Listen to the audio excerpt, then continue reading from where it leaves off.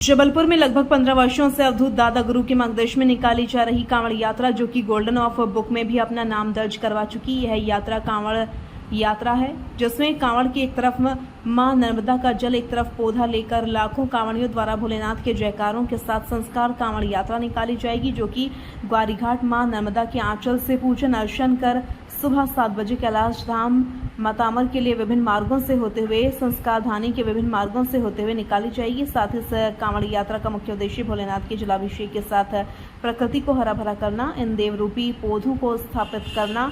यह लक्ष्य जो दादा गुरु ने उठाया, उससे 15 वर्षों में 1,25,00,000 देव वृक्षों मूर्तियों का यह महासंकल्प पूरा करना है। जबलपुर से वाजिद खान की रिपोर्ट। सावन माह के द्वितीय सोमवार को दादा गुरु के सानिध्य में एक विशाल कांवड़ यात्रा 7 बजे प्रातः नर्मदा हमारे ग्वारी घाट से प्रारंभ होकर कैलाश धाम जाएगी, जिसका एक विचित्र और बड़ा पर्यावरण को लेकर एक और वृक्ष पितृ स्वरूप और दूसरी ओर माँ का जल कैलाश धाम जाता है, भोलेनाथ को चढ़ता है। और हमारे नर्मदा मिशन और कांवड़िया के द्वारा उस पहाड़ी को हरा भरा करने का संस्कार कांवड़ वालों के द्वारा किया जा रहा है। ये एक बड़ा अभूतपूर्व कार्य है और प्रकृति के नाम पर जो संदेश दादा गुरु के सानिध्य से मिल रहा है, ये निश्चित तौर पर अलौकिक है। सभी लोगों से आग्रह है कि मां नर्मदा के लिए 4 कदम अवश्य इस कांवड़ यात्रा में चलें, शामिल हों और पुण्य लाभ कमाएं। मूलतः इस कांवड़ यात्रा के प्रेरणा स्रोत है दादा गुरु। परम पूज्य दादा गुरु की जो प्रेरणा है, उसके मुख्य 4 बिंदु जो इस पूरी कांवड़ यात्रा की प्रेरणा है और कांवड़ यात्रा का सृजन है। पहला, हम श्रवण कुमार की तरह मां नर्मदा और देववृक्ष मूर्तियों को अपने कंधे पर धारण करके यात्रा करते हैं। इसकी मुख्य प्रेरणा है कि हम एक पुत्र की भांति प्रकृति और मां नर्मदा के प्रति अपने कर्तव्यों का निर्वहन करें और इसके लिए संकल्प लेते हैं। दूसरा, मां नर्मदा शिवपुत्री हैं। मां नर्मदा को लेकर के शिव के घर जाकर के शिव को प्रसन्न कर अपनी अभीष्ट इच्छाओं की पूर्ति के लिए वरदान मांगना, वरदान प्राप्त करना। तीसरा, 1.25 करोड़ देववृक्ष मूर्तियों की स्थापना का संकल्प। ये कोई साधारण संकल्प नहीं है, ये एक महायज्ञ है और हम सब इस कांवड़ यात्रा में शामिल होकर के इस 1.25 करोड़ देववृक्ष मूर्तियों की स्थापना के दादा गुरु के महासंकल्प में सहभागी बने और अपनी अपनी आहुति सुनिश्चित करें। कब निकलना और कहाँ से कहाँ तक? हर प्रतिवर्ष की भांति इस वर्ष भी सावन माह के द्वितीय सोमवार यानी 21 जुलाई सुबह 7 बजे मां नर्मदा के तट ग्वारी घाट से प्रारंभ होकर के शहर के विभिन्न मार्ग रामपुर, शास्त्री ब्रिज, श्याम टॉकी, सराफा, बेलबाग, घमापुर, सतपुला, रांझी, खमरिया होते हुए मटामर कैलाश धाम मंदिर में संपन्न। और शहर के प्रथम नागरिक आदरणीय जगत बहादुर अन्नू जी से यात्राकार बंधुओं से संबोधित करें। यात्राकार बंधुओं को बहुत बहुत स्वागत, वंदन, अभिनंदन है। जैसा कि आपको पता है, 21 तारीख सावन के दूसरे सोमवार को प्रातः 7 बजे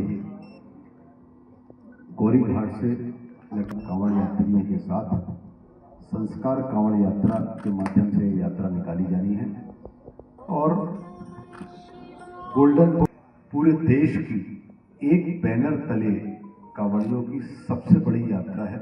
इससे बड़ी कोई भी यात्रा पूरे विश्व में नहीं निकाली जाती है और मैं तो सिर्फ यही अपील करता हूं आप सभी से कि आप इसको ज़्यादा से ज़्यादा अगर प्रकाशित करेंगे, प्रचारित करेंगे, तो निश्चित तौर पर ज़्यादा से ज़्यादा लोग इसका लाभ उठा पाएंगे। उद्देश्य क्या है, दादा गुरु ने किस भाव से यात्रा चालू की है, पर्यावरण का संरक्षण संवर्धन मूल उद्देश्य है और नीलेश भाई ने बाकी की बताएंगे। मेरा तो सिर्फ यही आग्रह है कि सभी लोग, संस्कारधानी के लोग प्रातः 7 बजे गौरी घाट पहुंचे, इस यात्रा में शामिल हों और इस कार्यक्रम की गरिमा को बढ़ाएं। जी, और कोई सवाल? क्या लगता है इस बार गोल्डन में नाम जाने की संभावना है कि 1 लाख कांवड़िए जब साथ चलेंगे?